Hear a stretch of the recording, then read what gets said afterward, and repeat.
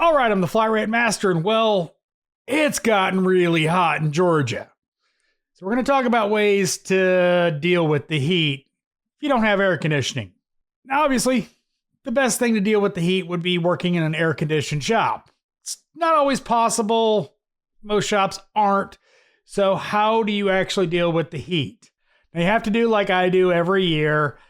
Discontinue drinking Coke Zero during the heat of the day. Still not giving up my coffee, but you got to go to water, Gatorade, Powerade, but mostly you should drink water. Now, this is something I've actually learned relatively recent.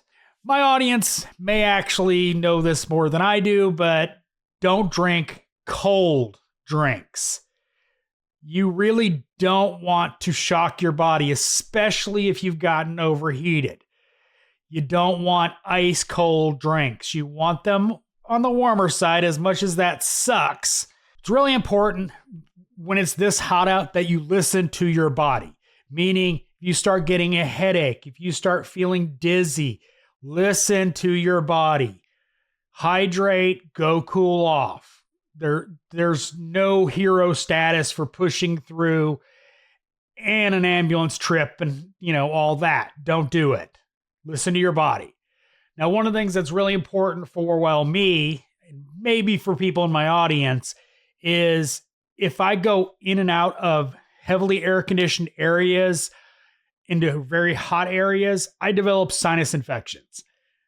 And they suck, especially in the middle of summer. So watch how often you go and sit in like the office or drive around in an air-conditioned vehicle. Now, one of the things I do during this heat, you don't know, at lunch, I get away from the shop, I go smoke a cigar, sit in my truck with the truck running with the air conditioning on, but I open the window and I don't have direct air flowing at me. So I don't have super cold air just blasting me in the face, because that's really one of the biggest problems. Your sinuses will draw in that ice cold air and will cause a sinus infection. So just be aware. Another really important thing to do is always reposition your fan based on where you're working. If you're working inside a vehicle, if you're doing a dash pull, which unfortunately is very common during the summer because air conditioning and evaporator cores, make sure you have a fan that you can position inside the vehicle. The worst thing you can do is sit in a car, roast with no airflow. It just is bad. And the thing is what, like for me, you get in there, you get situated, you really don't want to get up. You don't have a beverage in the vehicle, so you're just going to sit there and roast.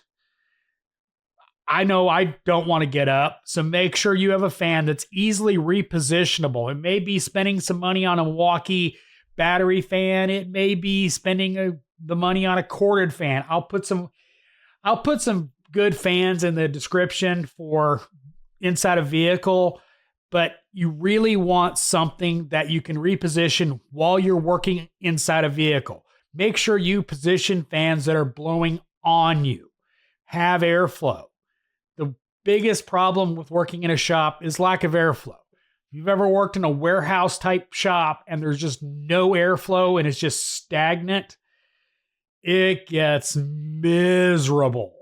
Make sure you always have a fan blowing on you no matter where. Whether that means you buy your own couple fans, they're not that expensive, or you push your boss to buy you more fans, but make sure you have proper airflow.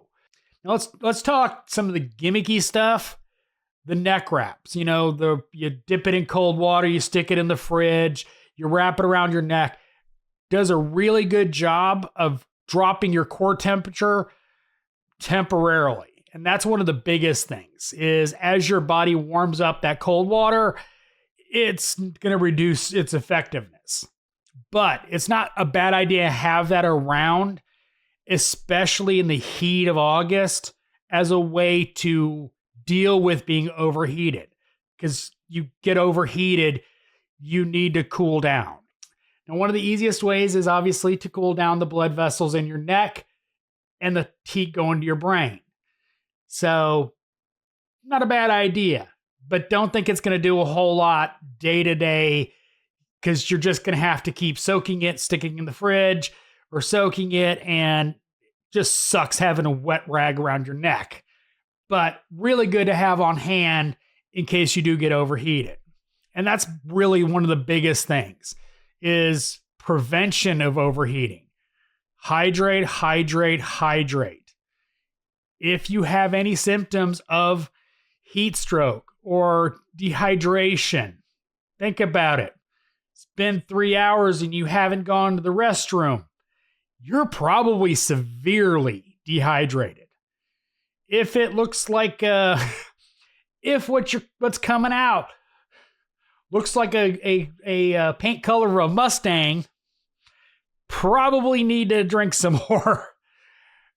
That's one of the worst things about this time of year, is if you're not properly hydrating, you go home and you crash. Hydrate, hydrate, hydrate.